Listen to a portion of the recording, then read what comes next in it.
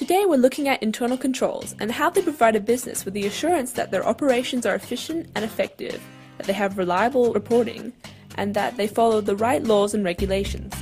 Every company has and needs internal controls. These include the control environment, the risk assessment, monitoring, information and communication, and the control activities to reduce the risks. The control environment is the foundation of internal control and can be seen as the atmosphere of a business that the members work in. Without a proper control environment, all other internal controls suffer.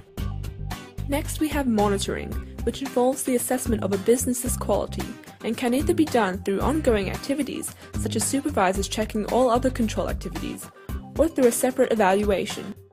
Then, we have information and communication. Having an open flow of information relevant to the company is a necessity. Employers must communicate with employees and vice versa, all within a time frame that enables each to carry out their responsibilities.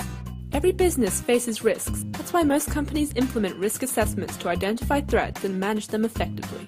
Because business conditions constantly change, risk assessments are always being run to check internal and external threats. A business could be faced with internal problems such as financial reporting errors or inadequate workforce training. External risks include changing customer demands, new competitors, or even natural disasters. Assessing these risks includes 3 steps: estimating its impact, the likelihood of it actually occurring, and the actions to minimize their impact. After risks are identified, control activities are put in place to manage them.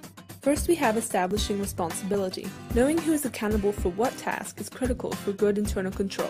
Management knows who to contact if things go wrong, and the employees know what they're accountable for. Next, we have the segregation of duties, which is a way of limiting one person's control over certain tasks within a business. Instead of having one person, multiple employees are given responsibility.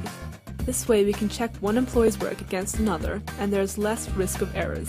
This brings us to physical securities, which everyone can easily see. These are the computer passwords, surveillance cameras, and door sensors that alert authorities when something goes wrong. If these accounting records were not reliable, then there isn't much point in having them. This is why maintaining adequate documentation is a control activity. Error-free records can be obtained by putting in place control practices that require documentation of sales in sales invoices. We also have independent verification, which involves the process of reconciling information within a business. Having third-party individuals spontaneously conduct verifications on a business can help ensure an objective account of the company's performance. Internal controls do have their limitations though, since we're only human and we all make mistakes that can't always be accounted for.